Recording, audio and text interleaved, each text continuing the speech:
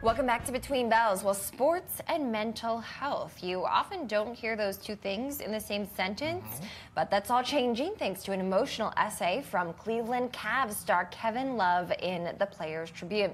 Joining us now to talk more about how this could change the conversation around athletics is James Yoder, of course, the CEO and founder of Chat Sports. James, surprised by this letter from Kevin Love, were you? Certainly was surprised. You know, athletics usually come with the tough guy mindset, and that a lot of times means not talking about issues like this, not talking about things off the court, your personal life, any struggles. And he mentioned in his article that things like mental health have been for years and decades been seen as maybe a weakness or something you don't talk about, and there's this stigma around it. And so what he said in the article and then in the last couple of days is that, like, he thinks that coming out like this, talking about it, is helping eliminate the stigma for not just, you know, athletes, but also, you know, greater America, people that follow him, people that look up to him. So I think it's a pretty big deal. Yeah, and we know with athletes, we have this perception of them being these macho, tough guys. They're playing through major injuries, concussions, all of that stuff. So just how unprecedented is this to see, a superstar athlete, talk about something that's so vulnerable? I mean, it is very unprecedented, and it's kind of sparked this opening up of NBA players. So DeMar DeRozan, who plays for the Raptors, all-star level player, he kind of started it going, talking about this a couple weeks back, about a week and a half ago.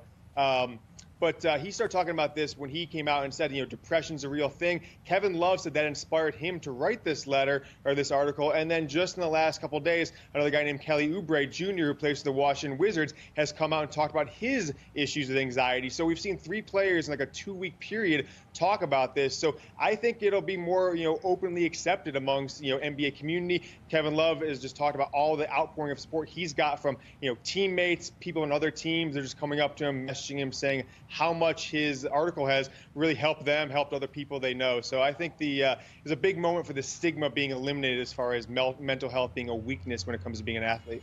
James, you mentioned, of course, how his teammates have reacted here. Any word from LeBron James, of course, one of his biggest teammates? Well, so Kevin Love said that LeBron came up to him the day after the article and just kind of patted him on the back and said, you don't realize we've helped a lot of people. So they're on a road trip right now. Kevin Love is actually injured, so we're not actually sure if he's making the road trip out to L.A. with the team to get any more FaceTime with LeBron and the rest of his teammates after this has kind of become such a big news story. But, LeBron in L.A. is another topic. But he did, Love said that LeBron came up to him, told him it was a big deal, and kind of congratulated him on having the courage to come out and talk about this issue. Okay, let's speaking of LeBron, let's talk about this. Of course, everybody wants to get in on this LeBron James, sweepstakes. Where is he going to play next year? That's basically every week it's a new team, essentially. I mean, our producers think it's going to be Philadelphia. It's not going to happen. But Los Angeles, LA, is now the second city to be posting these billboards. LeBron. There you see it, calljacob.com. He's doing LeBron, hashtag LA-Bron. What's the latest on some of this? Do you think maybe LA could happen now? Is this a great way to market him?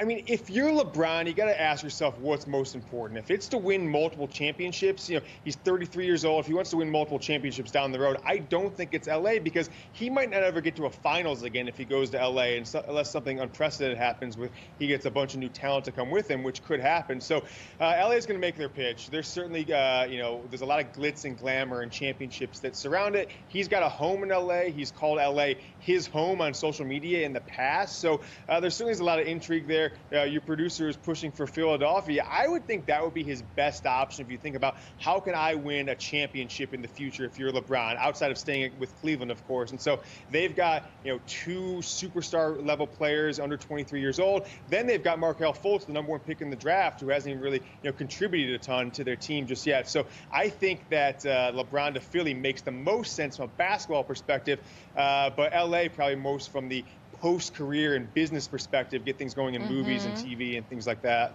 Yes, and we've seen how successful that's been for some of the Warriors players, of course, up in the SF area as well. We were showing, of course, some of the billboards, too, that Philadelphia has put out there. But, James, for people who don't follow this so closely, they probably remember, right, the infamous quote from LeBron when he gave the press conference about why he wanted to return to Cleveland, right, that it was his home. He felt bad leaving. He wanted to be there. And so the chances you think that he actually leaves Cleveland, what would you put them at right now? It's I never thought when he came back he would actually leave because of that letter and because of all the commercials and things he said about Cleveland being home and nothing is given, everything's earned. But things have really deteriorated in Cleveland around this team in the last year. Just think about Kyrie Irving getting traded, his wingman, his number 2 in that championship run. Then Dwayne Wade, who was one of his best friends, getting traded off the team. Isaiah Thomas, the guy they traded Kyrie for, is now gone. And so not a lot of things keeping him there, maybe outside of Kevin Love from a teammate perspective. Had some issues with his coach lately, kind of some subtle jabs at his coach. So outside of the fact that they fired the GM that brought him back last year, and he's had this contentious relationship with the owner Dan Gilbert, I would put it at less than 50% that he comes back to Cleveland. So I think that Philadelphia, the Lakers, the Rockets, or with Chris Paul being a good friend of his, are viable options for him. All right, and while we have you, let's talk about the new allegations. We've talked about the Dallas Mavericks and the sexual harassment allegations there. Now those are infiltrating to its the owner of the team, Mark Cuban. What's the latest on that? Yeah, so he got.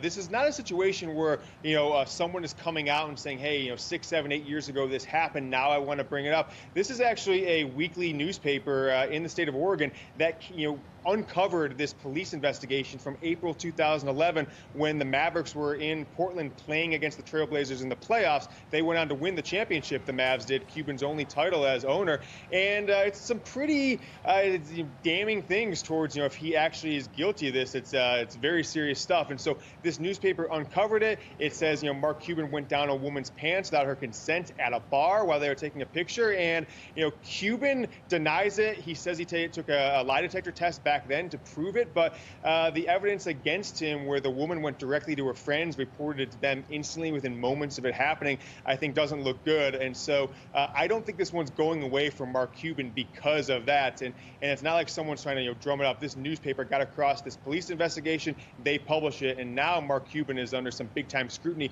for the 3rd time in 2 weeks. You had his fine for admitting to tanking the season. Then you had the president and CEO of his team have a big expose come out about sexual harassment allegations, and now this come out. So it has been a bad couple weeks to be Mark Cuban over the last 2 weeks or so.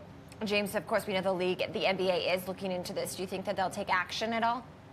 I certainly think they are going to look into it seriously, and I probably, will at least interview Mark Cuban, will potentially look further into his behavior. He admitted that he was at a bar drinking late in the night at 2 in the morning with a 21-year-old. We talked about Kevin Love. He admitted, hey, I was with Kevin Love, who was on a different team at the time, with the Blazers. With the Timberwolves from Portland, was just back in his hometown, partying up with a 22-year-old basketball player. So I think there will be a lot of serious looking into Mark Cuban's off-the-court behavior, certainly more than there ever has been. Is this a normal thing for him? Does he represent the NBA as an owner in the ways that he should? So although it sounds like the criminal side of things won't, nothing's going to come of that because they've done the investigation, I do think the NBA can take action because Cuban has just kind of become a multiple repeat offender of big time, bad headlines with the NBA over the past 2 weeks.